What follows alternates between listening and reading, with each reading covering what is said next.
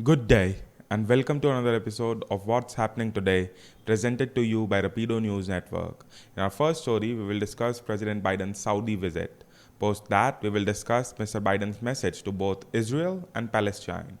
After that, we will talk about the House passing two bills seeking to ensure access to abortion. Post that, we will discuss billionaire Elon Musk hitting back at Twitter's lawsuit over a $44 billion deal to buy Twitter. And in our final story, we will talk about the Russian Ukrainian conflict. So let's get started.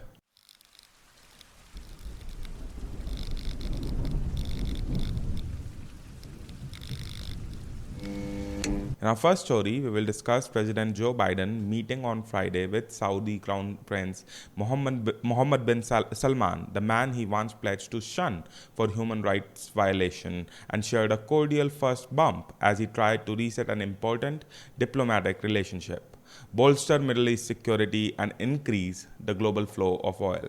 It was the first encounter for the two leaders, and their chummy gestures were swiftly criticized. But Mr. Biden insisted that he did not shy away from passing the crown prince on the kingdom's abuses, particularly the 2018 murder of the US-based writer Jamal Khashoggi, which US intelligence believed was approved by the heir to the throne. Mr. Biden said after the meeting that I said very straightforwardly that for an American president to be silent on an issue of human rights is inconsistent with who we are and who I am. I will always stand up for our values. Mr. Biden told that Prince Mohammed bin Salman claimed that he was not personally responsible for the death of Khashoggi, who wrote for the Washington Post, to which Mr. Biden replied that he thought that the crown prince was responsible, though he brushed off any focus on the fist bump. It was described as shameful by Fred Ryan, the Post's publisher. It projected a level of intimacy and comfort that delivered to MBS the unwarranted redemption he has been desperately seeking, Ryan said, referring to the Crown Prince by his initials.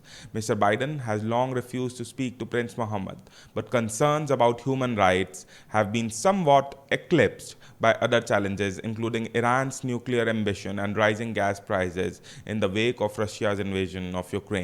At the same time, Saudi Arabia wants to strengthen its security relationship with the United States and secure investments to transform its economy into one less reliant on pumping oil. For now, it appears that the two leaders are taking incremental steps together. Mr. Biden announced that US peacekeepers would love the Red Sea island of Tehran by the end of the year, paving the way for Saudi Arabia to develop tourist attraction there. Because of a complex diplomatic arrangement governing control of the strategically located island, America's departure required Israel's assent, and the deal was the latest reflection of warmer relationship between the Israelis and Saudis. The United States played down expectation for any immediate increase in Saudi oil production, which could help alleviate high gas prices that are politically damaging to Biden back at home. But after his meeting with the Crown Prince, Mr. Biden hinted that relief could be on the way. Although you won't see that for another couple of weeks, Mr. Biden added.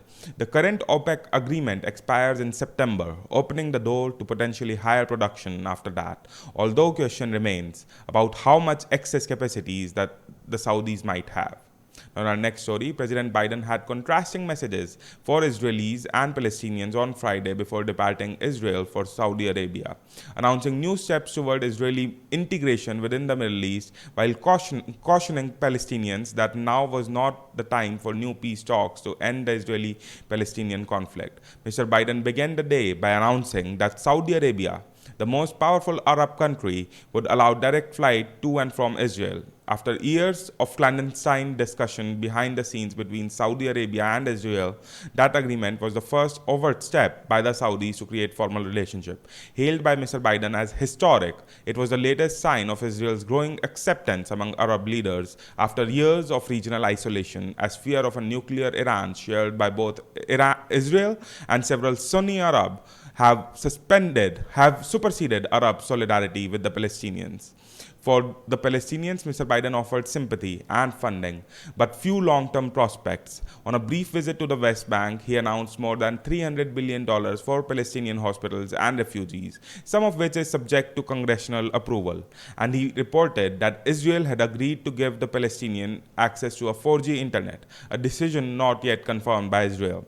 He also restated his support for a future Palestinian state with the capital in at least some part of Jerusalem, and said that Israel's increased acceptance within the Arab could lead to a new momentum for the dormant peace process.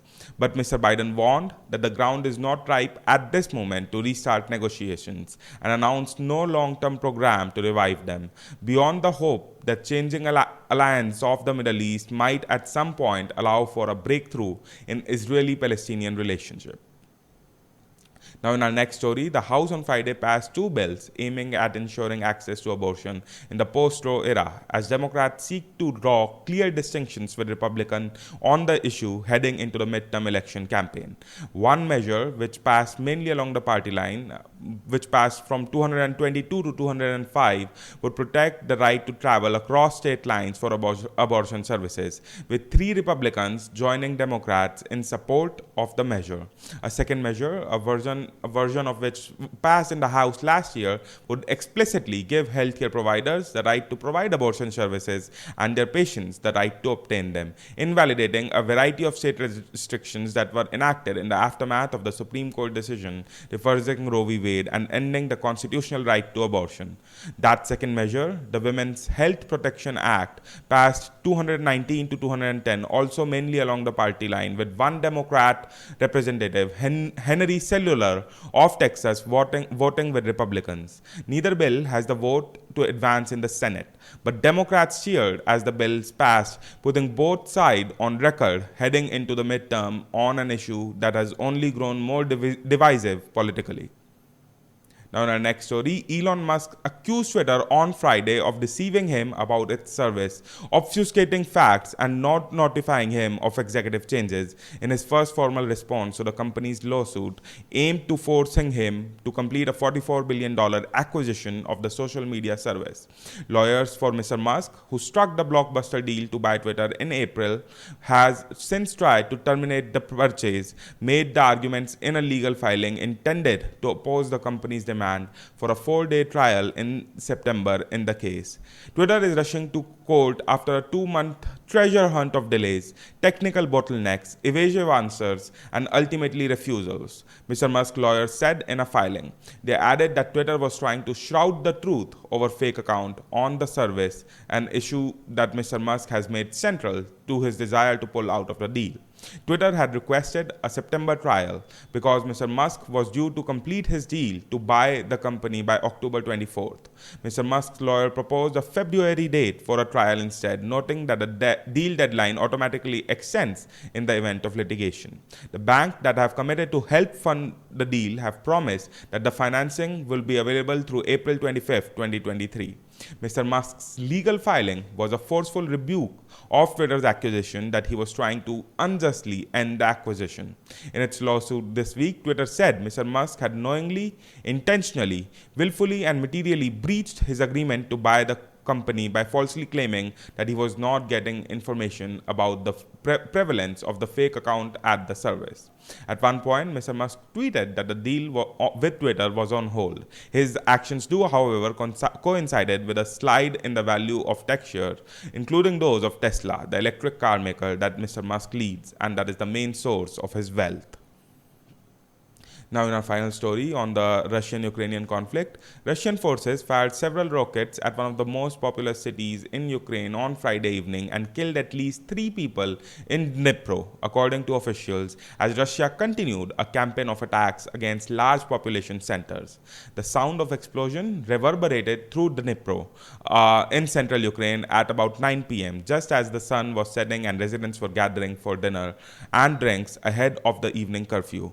Black smoke quickly enveloped large swaths of the city, and rescue workers raced to put out myriad fire sparked by the attack. And on Friday morning, at least 10 Russian missiles slammed into the strategically important southern city of Mykolaiv, according to local officials, hitting 2 universities, a hotel, and a mall.